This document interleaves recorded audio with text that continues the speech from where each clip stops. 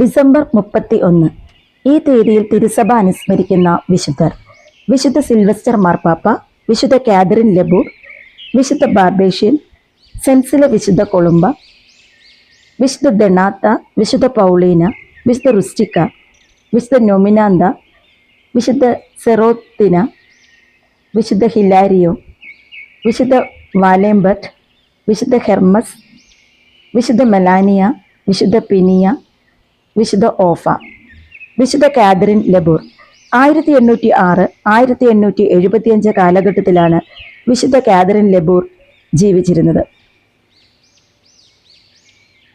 1806 May 2 പിയറിൻ്റെയും Madeleine ലേബറിൻ്റെയും 11 മക്കളിൽ 9ാമത്തെ ആളായി saint Catherine labour ജനിച്ചു. 1815 കാതറിൻ്റെ അമ്മ മരിച്ചു. അങ്ങനെ കാതറിൻ വീട്ടുജോലി ഏറ്റെടുത്തു. അവളുടെ അമ്മയുടെ മരണശേഷം ഒരിക്കൽ കാതറിൻ അവളുടെ പരിശുദ്ധ അമ്മയുടെ ഒരു പ്രതിമ കയ്യിലെടുത്തുകൊണ്ട് ചേർത്ത് പിടിച്ചുകൊണ്ട് അവൾ ഇപ്രകാരം പറഞ്ഞു: ഇനി നീ എൻ്റെ അമ്മയാകും. കാതറിൻ്റെ ജ്ഞാനസ്നാന പേര് സോ എന്നായിരുന്നു. പ്രായമായപ്പോൾ സോയ്ക്ക് ഒരു വിവാഹാലോചന വന്നു. അവളുടെ അച്ഛൻ വിവാഹം കഴിക്കാൻ അവളെ നിർബന്ധിച്ചു. യേശുക്രിസ്തുവിനു വേണ്ടി ജീവിതം സമർപ്പിച്ചിരുന്ന സോ പിതാവിൻ്റെ ആഗ്രഹത്തെ നിരസിക്കുകയാണ് ഉണ്ടായത്.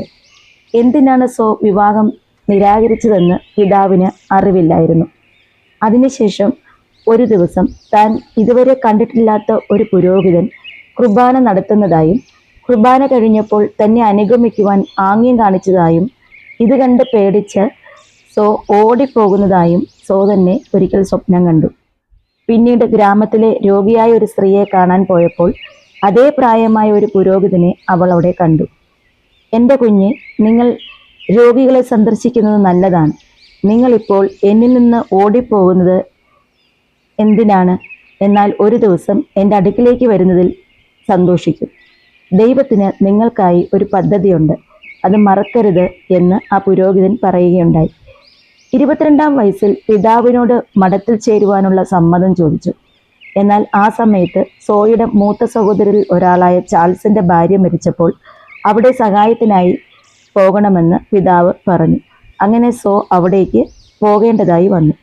പിന്നീട് സഹോദരൻ ഹ്യൂബർട്ടും ഭാര്യ ജീനുമൊത്ത് താമസിച്ചു. വിദ്യാഭ്യാസം നേടാൻ ശ്രമം നടത്തിയെങ്കിലും അവിടെ വിജയിച്ചില്ല. ഡോക്ടേഴ്സ് ഓഫ് ചാരിറ്റി നടത്തുന്ന ഹോസ്പിറ്റലിൽ തന്നോടൊപ്പം വരാൻ ജീൻ നിർബന്ധിച്ചിരുന്നു.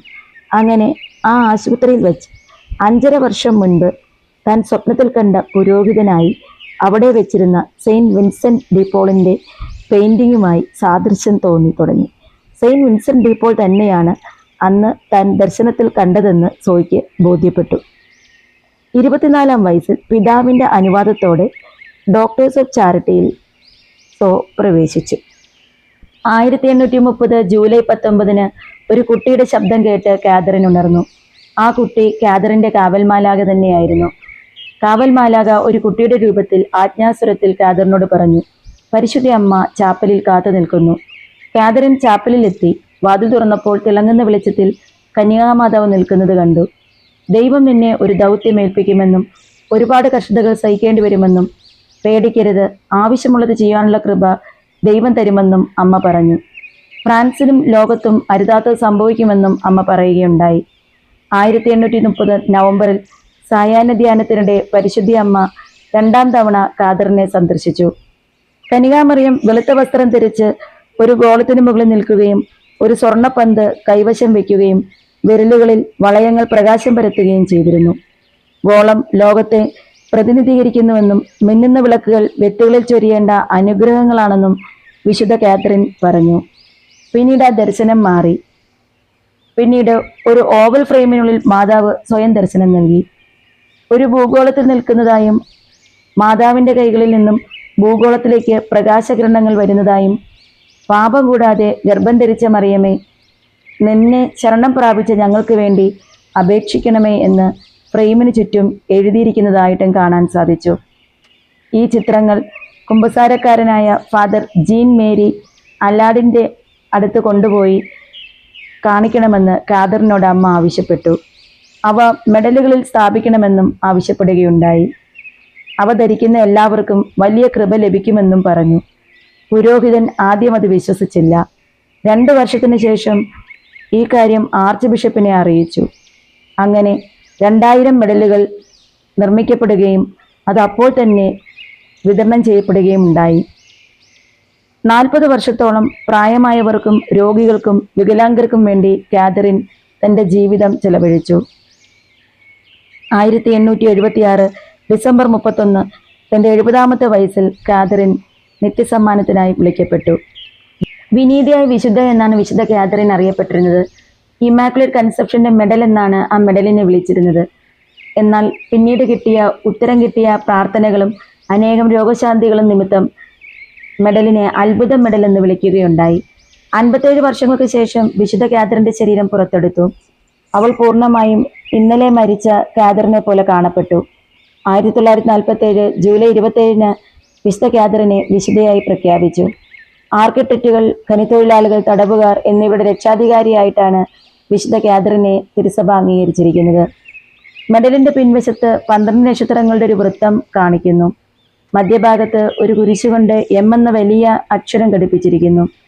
ഇതിന് താഴെയായി മറിയത്തിന്റെ അമലോത്ഭവ ഹൃദയവും യേശുവിന്റെ തിരുഹൃദയവും കാണപ്പെടുന്നു. അത്ഭുത മെഡലിന്റെ പ്രാർത്ഥന.